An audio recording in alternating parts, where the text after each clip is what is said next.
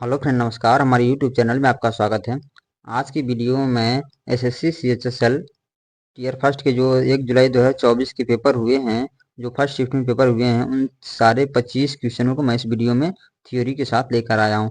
Theory के साथ इसलिए लेकर आया हूँ क्योंकि फ्रेंड अभी पहले तारीख का पेपर हुआ है और 10 तारीख तक पेपर चलेगा, ठीक है।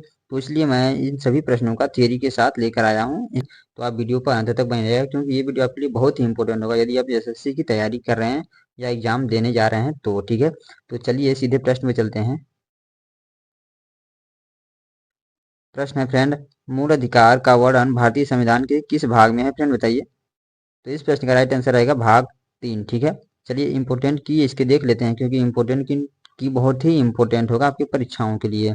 तो संविधान के भाग 3 में अनुच्छेद 12 से 35 तक में मौलिक अधिकारों का विवरण दिया गया है, ठीक है फ्रेंड। जो संविधान के भाग 3 में अनुच्छेद 12 से 35 तक मौलिक अधिकारों का वर्णन किया गया, ठीक है। संविधान के भाग 3 को भारत का मैग्ना कार्टा भी कहा जाता है, ठीक है फ्रेंड। तो यहाँ से एक क्वेश्चन बन जाता है कि मैग्ना कार्टा भारत के किस संविधान के भाग को कहा जाता है। तो राइट आंसर रहेगा संविधान के भाग 3 को भी कहा जाता है, ठीक है। मैग्ना कार्टा अधिकारी का वह प्रपत्र है जिसे इंग्लैंड के किंग जॉन द्वारा 1215 ईस्वी में सामंतों के दबाव में जारी किया गया था, ठीक है फ्रेंड। तो ये सारे इंपॉर्टेंट बहुत ही महत्वपूर्ण होंगे इंपॉर्टेंट पॉइंट जो हैं। तो चलिए अगले प्रश्न में चलते हैं।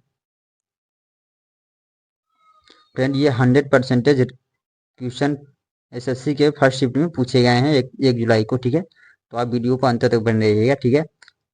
और नेक्स्ट है, आर्य समाज के संस्थापक कौन थे। तो राइट आंसर रहेगा स्वामी दयानंद सरस्वती। और इसकी स्थापना कब की थी। स्वामी दयानंद सरस्वती ने 1875 ईस्वी में आर्य समाज की स्थापना किए थे, ठीक है। तो आप इसको भी याद रखिए 1875 ईस्वी में, ठीक है। चलिए नेक्स्ट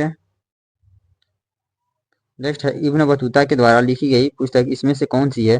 फ्रेंड इसमें से कौन सी है ऑप्शन में दिया होगा, तो यहाँ से ऑप्शन से मैं ले लिया हूँ रिहला किताब उल रिहला, ठीक है। तो आप इसको याद रखिएगा, जो इब्न बतूता के द्वारा लिखी गई पुस्तक है रिहला किताब उल रिहला, ठीक है। तो आप इसको याद रखिएगा। और यहाँ पर देख लेते हैं इंपोर्टेंट की इसके क्या है। इब्न बतूता द्वारा अरबी भाषा में लिखा गया यात्रा वृत्तांत रिहला में 14वीं शताब्दी में भारतीय उपमहाद्वीप के सामाजिक और सांस्कृतिक जीवन के विषय में बहुत ही प्रचुर और रोचक जानकारी दी गई है, ठीक है। तो सामाजिक एवं संस्कृति के बारे में प्रचुर मात्रा में जानकारी दी गई है, ठीक है। तो आप इसको याद रखिएगा, इंपॉर्टेंट पॉइंट है। चलिए नेक्स्ट है भारत का सबसे अधिक साक्षरता राज्य कौन सा है फ्रेंड, बताइए। तो सबसे अधिक साक्षरता राज्य जो है केरल है, ठीक है। और दूसरे नंबर पर मिजोरम है, ठीक है। तो इन दोनों को याद रखिएगा, वेरी इंपॉर्टेंट प्रश्न है। और चलिए इसके इंपॉर्टेंट की देख लेते हैं। National statistical office national statistical office NSO की तरफ से जारी साक्षरता पर एक रिपोर्ट में 96.2% साक्षरता के साथ केरल एक बार फिर से देश में सबसे साक्षर राज्य बन गया है, ठीक है फ्रेंड। तो आप इसको याद रखिए। जबकि आंध्र प्रदेश 66.4% की दर से सबसे कम साक्षरता वाला राज्य रहा है, ठीक है। तो आप इस पॉइंट को याद रखिएगा। चलिए नेक्स्ट, इसमें से कौन सा त्योहार जिसको आओ जनजाति के लोग मानते हैं। तो राइट आंसर रहेगा मोअत्सी, नागालैंड के लोगों द्वारा मनाया जाता है, ठीक है। मोअत्सी जो है त्योहार है वो आओ जनजाति के लोगों द्वारा मनाया जाता है और नागालैंड के लोगों द्वारा मनाया जाता है, ठीक है। ठीक है, चलिए नेक्स्ट, अब्दुल कलाम की आत्मकथा का क्या नाम है फ्रेंड, बताइए। अब्दुल कलाम की आत्मकथा का क्या नाम है। तो आत्मकथा का क्या नाम है फ्रेंड, विंग्स ऑफ फायर, ठीक है। विंग्स ऑफ फायर नाम है। विंग्स ऑफ फायर 1999 में अब्दुल कलाम के द्वारा रचा गया था। भारत के मिसाइल मैन और भारत के पूर्व राष्ट्रपति डॉक्टर एपीजे अब्दुल कलाम की आत्मकथा है, ठीक है, विंग्स ऑफ फायर, ठीक है। तो आप इसको याद रखिएगा, ठीक है। नेक्स्ट है 2011 की जनगणना के अनुसार सबसे अधिक किस राज्य के लोग प्रवासी हुए हैं।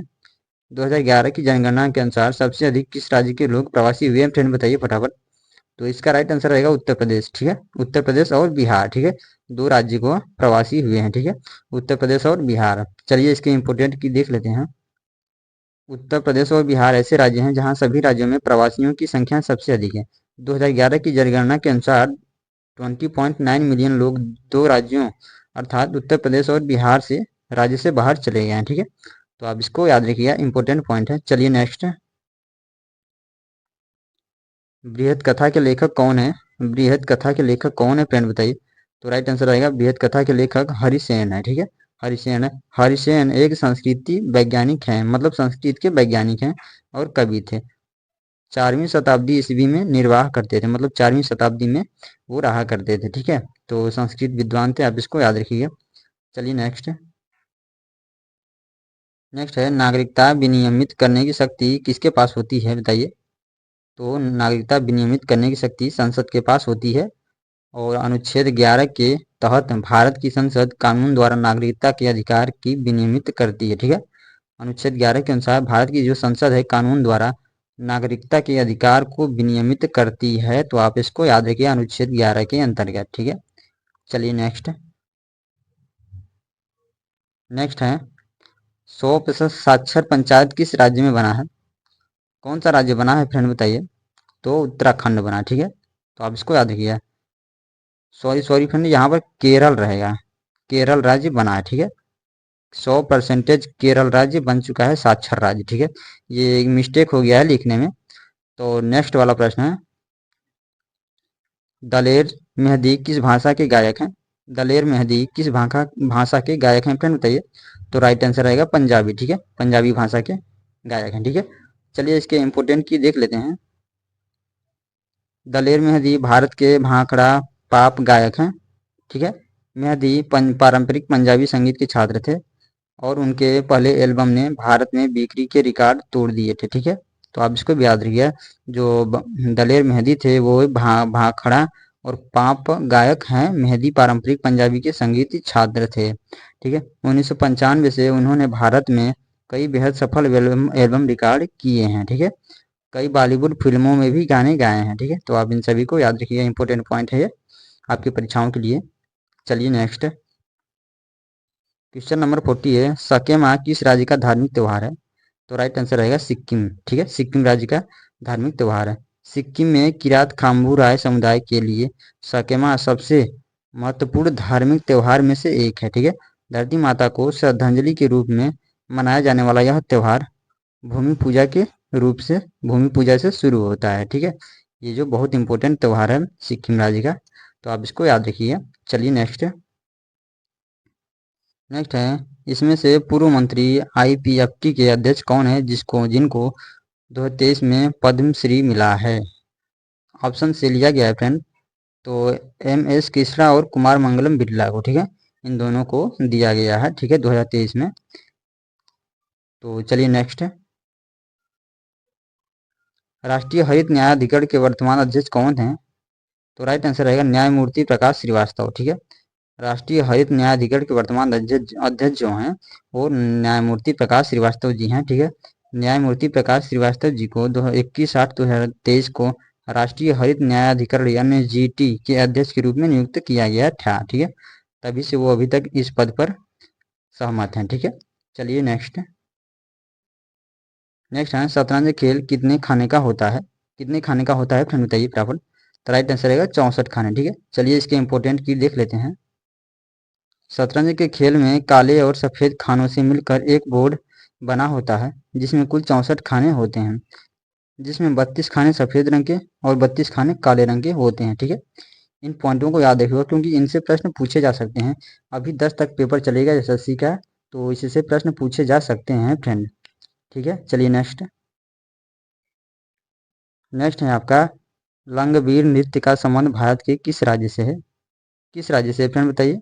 तो राइट आंसर रहेगा उत्तराखंड। ठीक है, उत्तराखंड राज्य से है। ठीक है, चलिए इसके इंपॉर्टेंट की देख लेते हैं। लंगवीर नृत्य उत्तराखंड राज्य का एक प्रसिद्ध नृत्य है।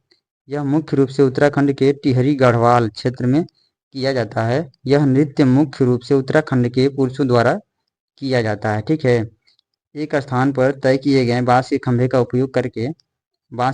उपयोग करके कलाबाजी के रूप में किया जाता है। ठीक है, तो आप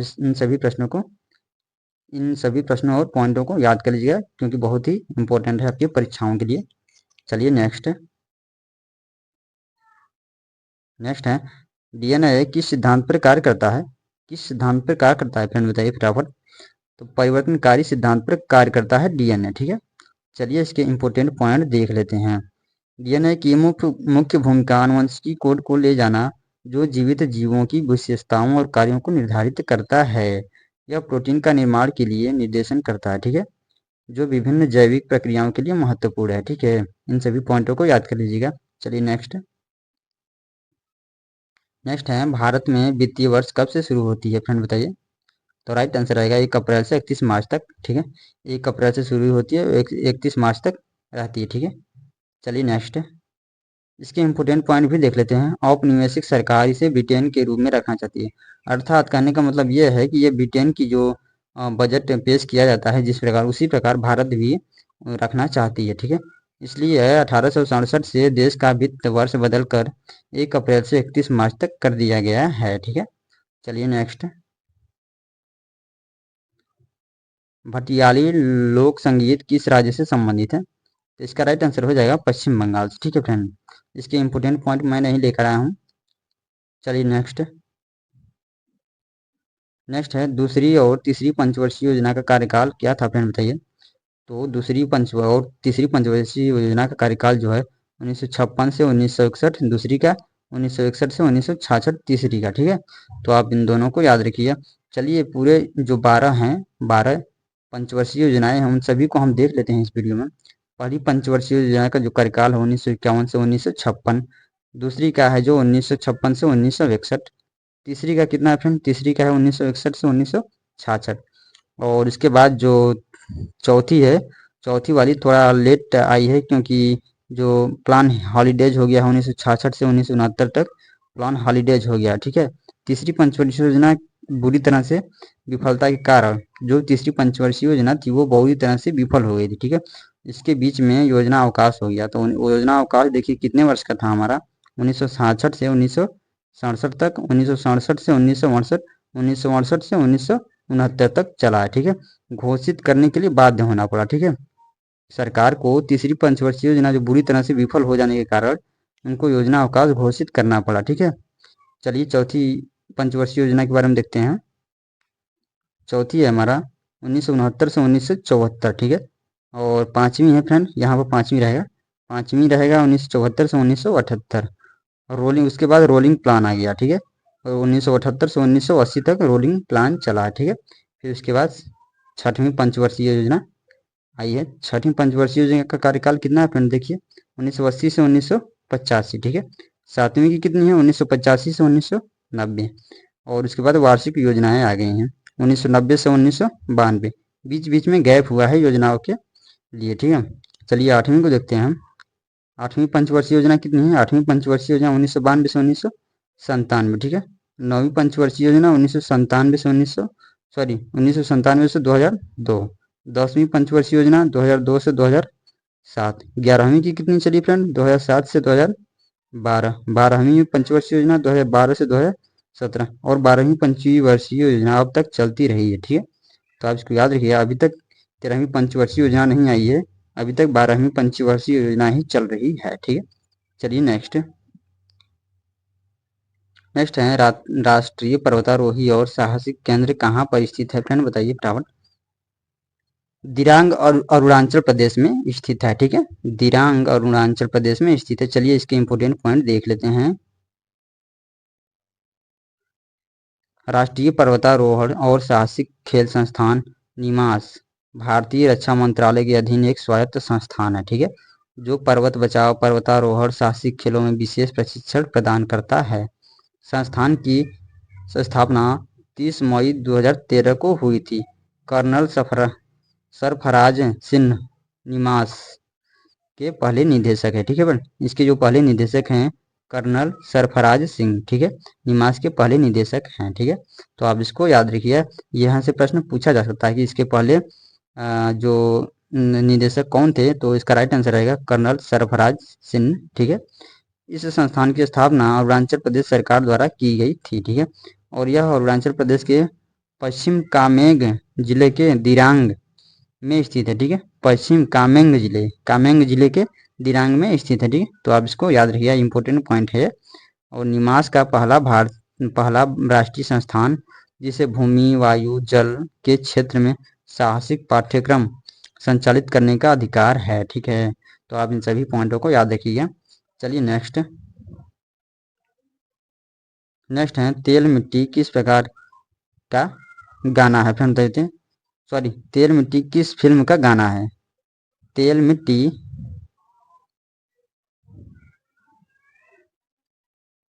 तेल मिट्टी किस फिल्म का गाना है, फ्रेंड बताइए।